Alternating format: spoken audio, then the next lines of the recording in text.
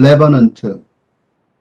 음, 최근에 발표된 시라서, 내 시라서 읽겠습니다. 맘 편히 내가 설명을 한번 이런 내시 자체를, 내시를 내가 약간 평론가 입장에서 설명해 본 적은 없는데, 이번이 처음입니다. 읽겠습니다, 우선. 레버넌트. 신은 침묵하지 않는다. 신의 말이 침묵하였다. 신에게 하는 말이 침묵하였다. 신은 죽지 않는다. 신은 잠들지도 않는다. 신에게 잠과 죽음을 주었다. 비언어가 필요하다. 계시록에 기도가 있다. 회색곰과 맨손으로 싸우고 겨우 살아났지만 십자가 예수처럼 깨끗하게 상처받지 못하고 너덜너덜해진 몸으로 동료에게 버림받은 죽음에서 돌아온 자가 있었어요. 그래도 그를 버리면 안 되죠. 말도 안 돼. 한 언어가 필요하다. 산문도, 철학도, 과학도, 정치도, 국가도 아니다. 마주 보면서 죽어라. 해제꿈처럼 맨몸으로 만나라. 이상이 벌써 말했다. 그 위에 나는 위트와 패러독스를 바둑 포석처럼 늘어놓았어. 다증할 상식의 병이요. 우리는 좀비가 되지 말아야 한다. 여기 레버넌트란 영화, 이게 죽음에서 돌아온 자의 뜻인데, 이거는 어, 각주를 달아서 설명을 좀 하지 않을 수가 없죠. 예.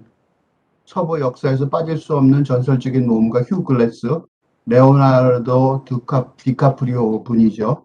의 실화에서 시작된다. 1823년 필라델피아 출신의 모험가이자 개척자였던 휴 글래스는 한 모피 회사에서 사냥꾼으로 일하고 있었는데, 뛰어난 사냥꾼인 그에게도 생사를 위협하는 위기가 다가오는데, 바로 당시 미 서부 자연에서 가장 두려운 대상이었던 회색곰을 만난 거였어요. 목과 머리, 등, 어깨, 허벅지까지 찢기고만 휴 글래스는 가까스로 동료들 앞에 나타나지만 지형적인 어려움에 부딪히자 동료들은 존 피츠제랄드 토마디 분이고 짐 브리저에게 밀 포터에게 죽기 전까지 그들을 돌보고 장례식을 제대로 치러주라는 특별한 임무를 부여한 뒤 떠납니다.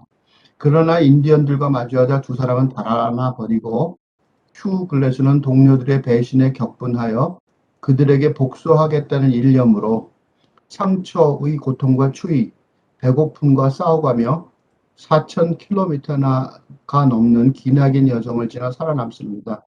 이 놀라운 이야기는 여러 신문사를 통해 전국으로 퍼졌고 그에게는 전설이 되었어요. 휴 글래스가 당시 이야기에 대해 직접 남긴 것은 사냥 중 목숨을 잃은 동료의 부모에게 보낸 편지 한 통뿐입니다. 신은 침묵한다. 는 말이 상식처럼 통하는 세상이죠. 그러나 침묵하는 신을 대체하는 존재성에 대한 발화가 없다면 그러한 선언은 그저 무모하며 일시적인 도발일 뿐입니다. 침묵한다고 말하면 뭐예요? 없는데 아무것도. 영화 레버넌트 죽음에서 돌아온 자는 그러한 자들을 입다물게 하죠. 휴글레스처럼 정말로 죽음의 고비에서 돌아오지는 않았더라도 그 영화를 보면서 공감을 하는 이유는 누구라도 죽음의 고비라고 여겨질 경험은 하나쯤을 갖고 있기 때문입니다. 요컨대 신은 침묵한다라고 당당하게 말할 수 있으려면 그러한 선언을 다른 사람도 아닌 자신의 죽음의 고비의 경험 앞에서 할 수 있다는 걸 입증해야 되겠습니다. 그러므로 신은 침묵한다는 말을 정말로 하고 싶더라도 죽음 후의 삶을 알 수 없는 지금은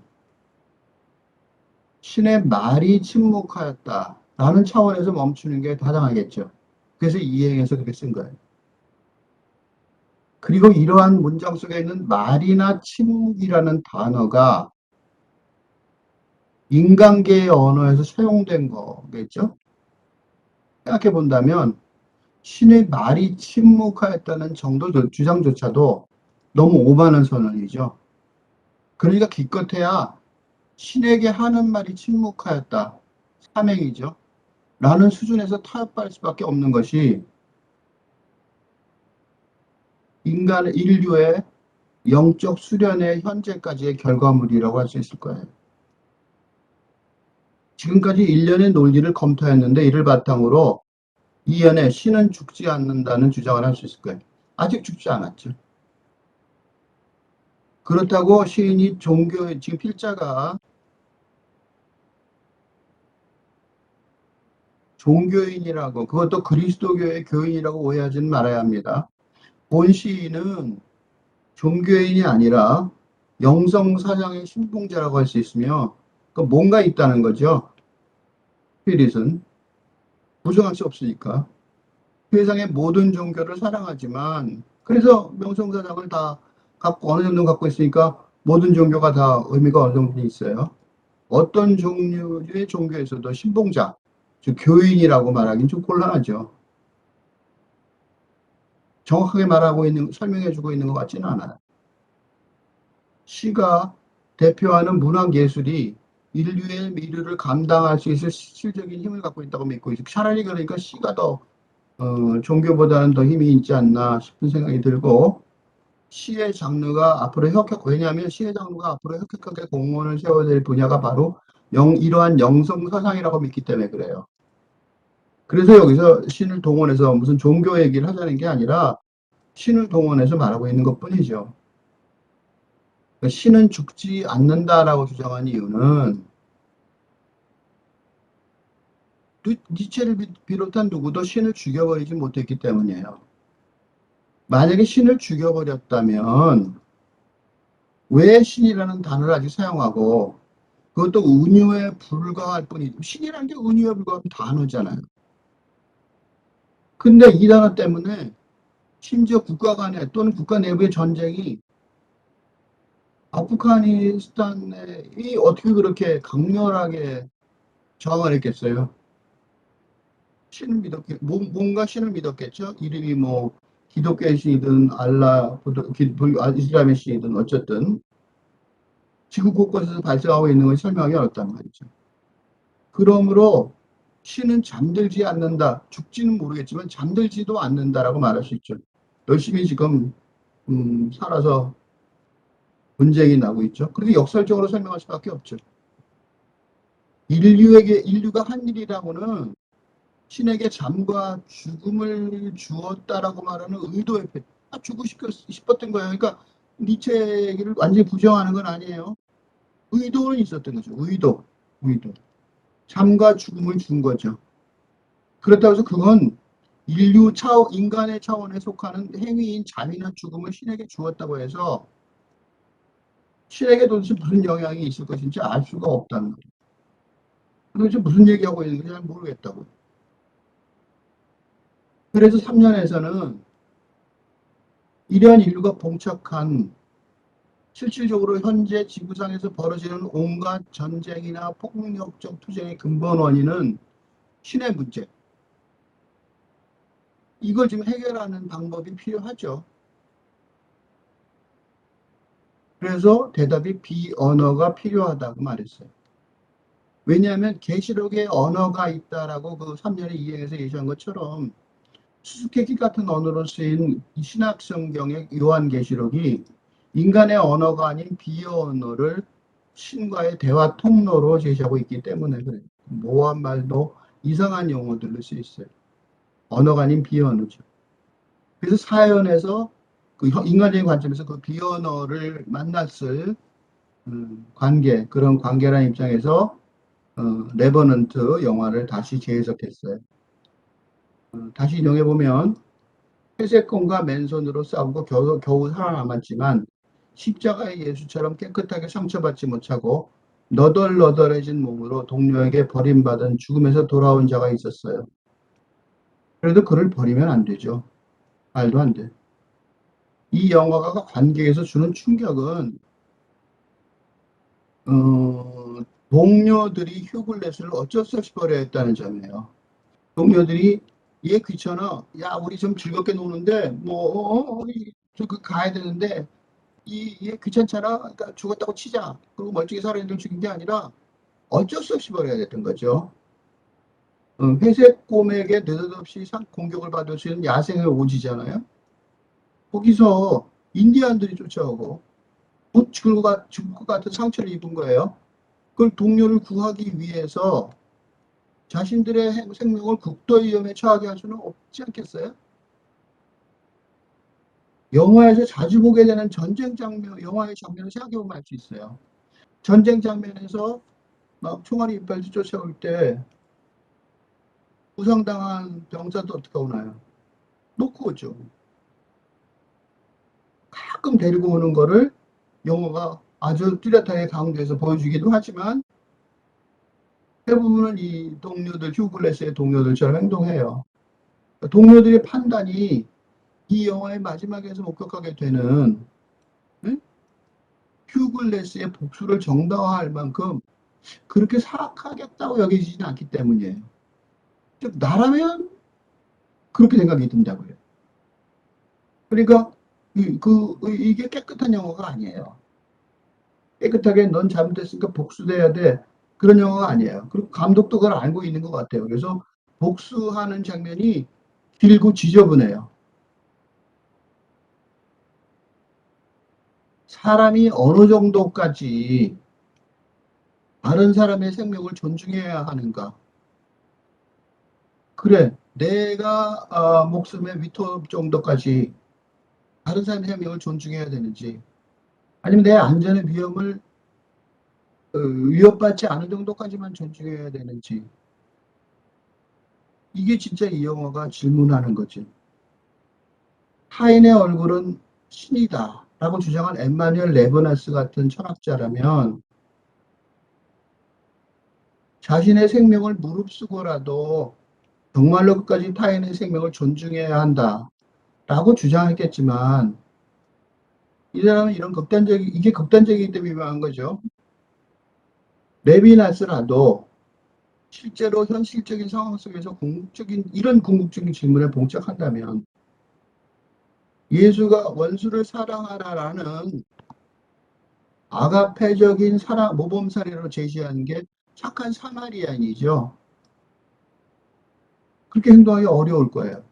그리고 예수가 신약 성경의 사례로 든 착한 사마리아인을 생각해 보면 인종 차별, 그러니까 사마리아인이 유대인을 보고 인종적 차별에서 저건 뭐 죽어도 할 수 없지 우리를 얼마나 괴롭히던 종족인데 라고 한 게 아니라 강자의 입장에서 약자를 놓았던 것뿐이죠.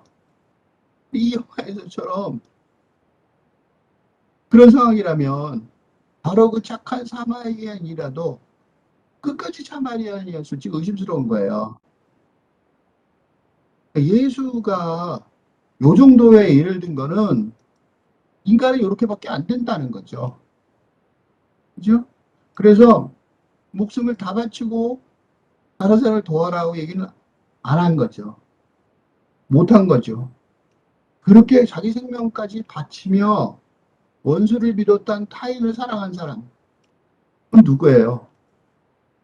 그거는 사람이 아니고 신이 사람이 된 성육신. 반쯤은 신인, 아니 전부 신인 예수였어요. 오연의 일행에서 사연의 일행은 비언어가 필요하다를 반복 강화하면서 반언어가 필요하다라고 시작한 이유가 바로 여기에 있어요.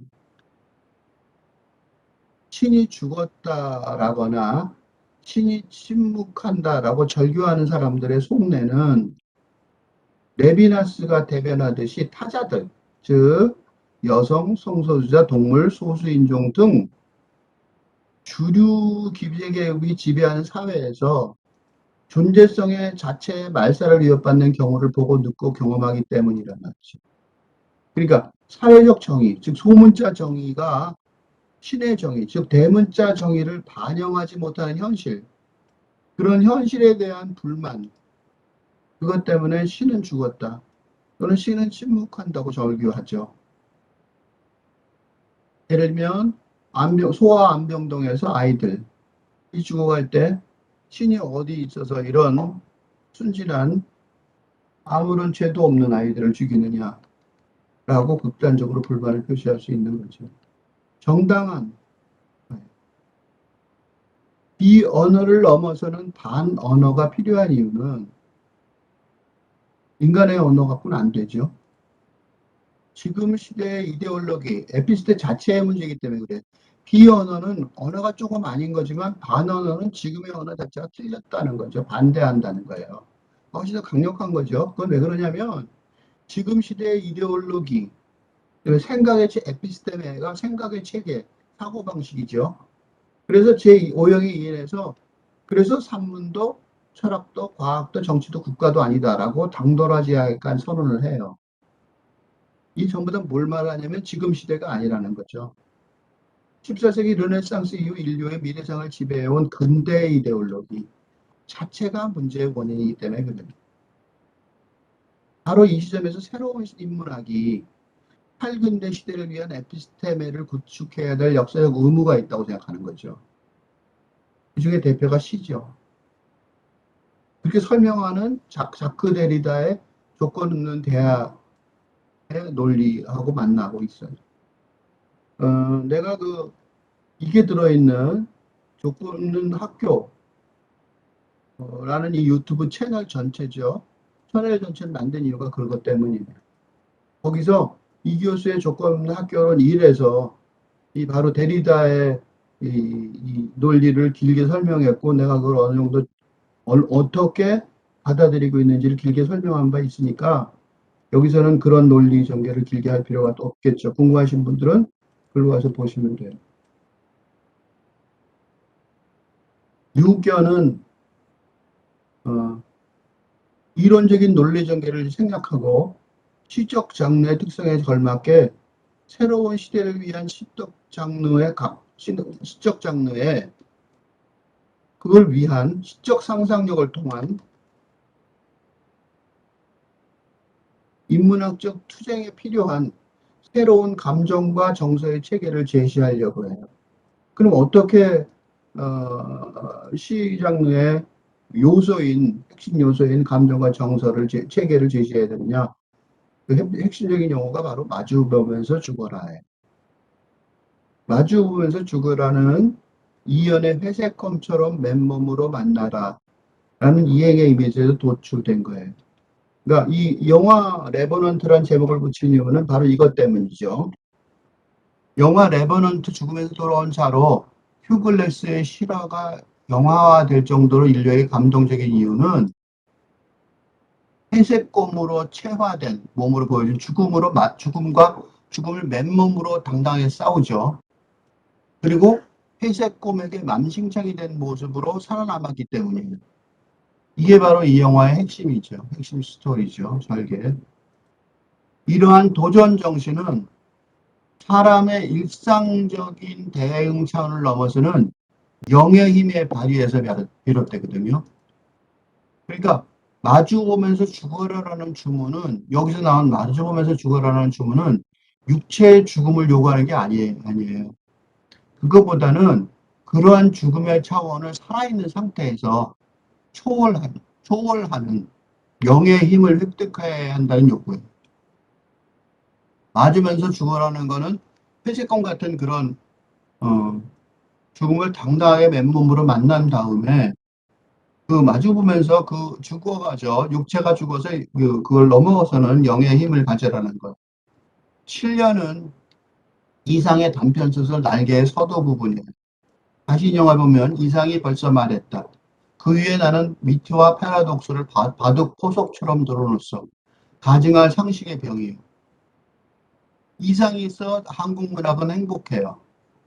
근데 이것도 일본을 통한 외국어 형태로 근대 문명의 수입 상황이 되는 속에서도 2021년 현재의 후배가 출발점으로 의지할 문장을 만들어 놓았어요. 위트와 패러독스를 바둑 포석처럼 놓으며 이렇게 말하면서 자신의 근대성과 전근대성을 냉소하는 거죠. 그죠? 냉소하면서도 그것이 가증한 상식의 병일 뿐이라는 걸 알았던 이성의 선구적. 그러니까 이 사람은 근대와 건대적, 그 전근대와 근대를 넘어서면서 그것 자체도 얼마나 어려웠을 텐데 그 근대에 반하는 비언어, 반언어를 당당하게 모색하러 나가는 거죠. 지금처럼. 그렇게 나섰다는 게 놀라운 거죠.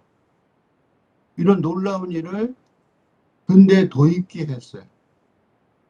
그니 얼마나 대단한 선배. 물론 이 시의 결론으로 일행으로 된 8년에서 우리는 좀비가 되지 말아야 된다고 경고한 거죠. 이거는 경고예요. 왜냐하면 이상보다 못한 차원에서 문학을, 그것도 문학적 상상력을 사용한다면 좀비가 아닐까요? 아니될 수밖에 없어야 되겠어요. 그러한 비판이 아직 살아있는 당대 사람들에게 나오는 게 아니라 내가 하는 게 아니라고 생각해요. 이미 엄청난 문학적 유산을 물려주고 돌아가신 선배 이상에게 나오는 것이니까 이 경고는 받아들여야 되는 거죠.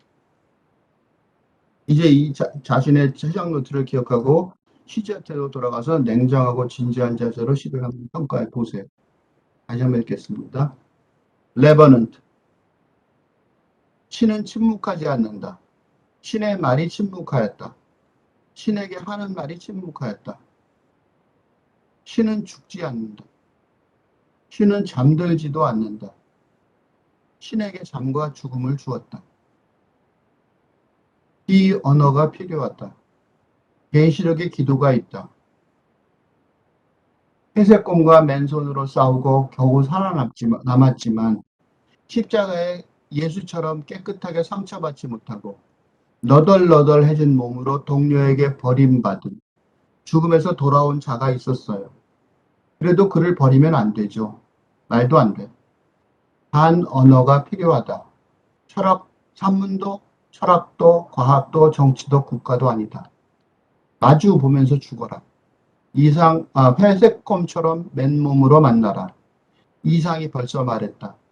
그 위에 나는 미투와 패러독스를 바둑 포석처럼 늘어놓았어. 가증할 상식의 병이 우리는 좀비가 되지 말아야 한다. 이게 지금 내가 처음으로 써본 쓴 내시에 관한 시작 노트이고 처음으로 말한 시 해설이에요.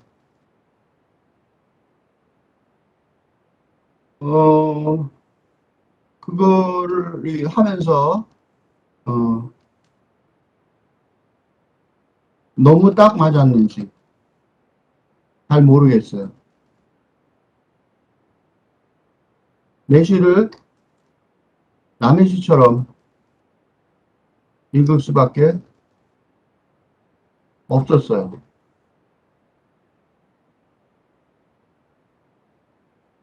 그래서 이러한 해설이 어떤 시작품과 어떤 교류를 하는지 잘 모르겠다는 게 솔직한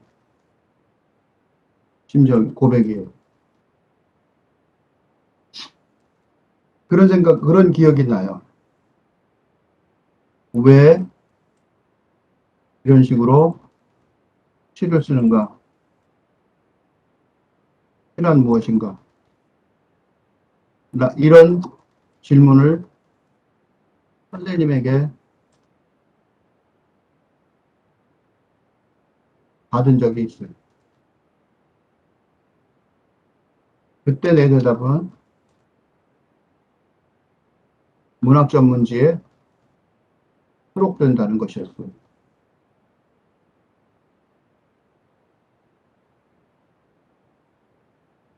물론 버스간에서 느닷없는 질문이었기 때문에 짧게 대답했지만 사실은 실은 무엇인지.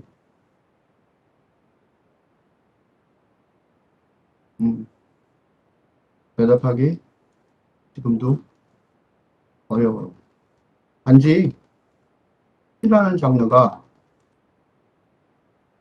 왜 아직도 유효한지에 대한 대답은 진지하게 해야 된다고 믿어요.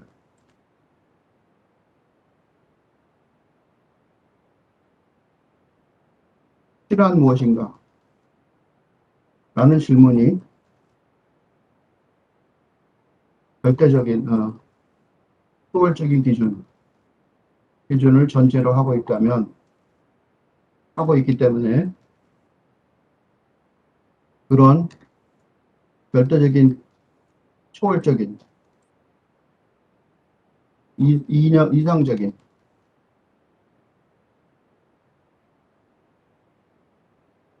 기준의 표준의 부재 사태가 현재의 세계에 관한 정확한 진단이라고 믿기 때문에 이 질문이 별로 중요하지 않다고 생각해요.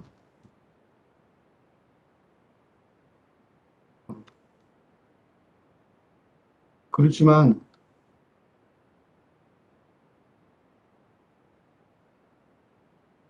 시라는 장르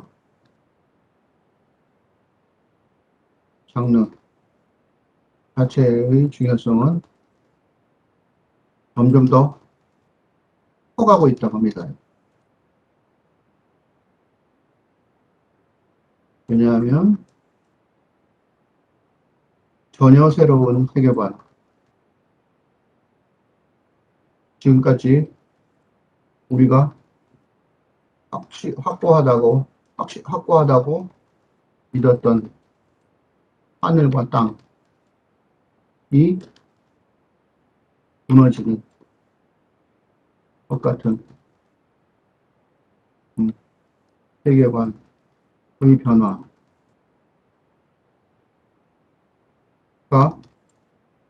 지금 우리가 갖고 있는 모든 문제의 원인이라고 믿기 때문이에요.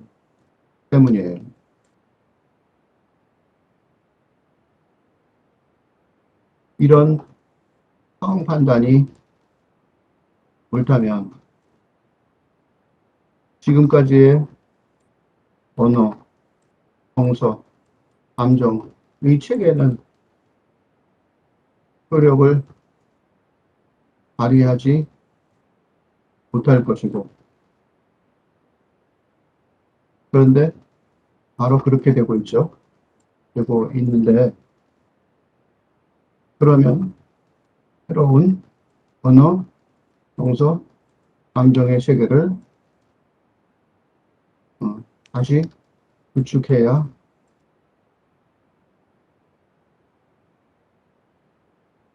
인류가 편안하게 할 수 있을 거예요. 것일 거예요. 이러한 임무는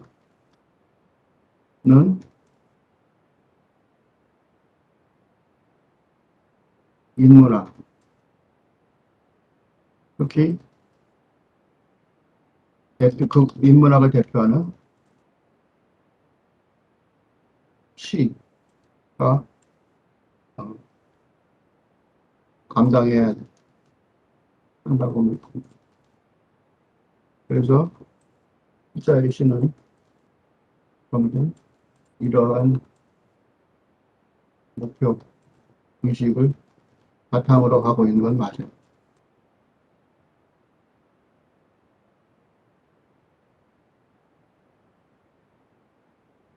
지금 내 해석이 완전히 빗나간 것 같지는 않다고 생각해요. 얼마나 이런 것이 가장 큰 문제는 약점을 하나 말하면 이러한 노력, 시도의 가장 큰 역점은 이미지. 이것도 대중 또는 시적 집단이 문단이 선호하는, 아주 좋아하는, 선호하는 저정적 이미지의 결여 또는 구조이죠. 그런데 서정적 정서의 발현은 포괄적 세계관을 전제로 하지 않을 수 없는데 그 세계관을 근본적으로 회의한 그 세관에 근본적으로 회의를 보내는 입자의 입장에서는 다수의 라는 부러운 일을 어쩔 수 없이 포기하고야 말았죠.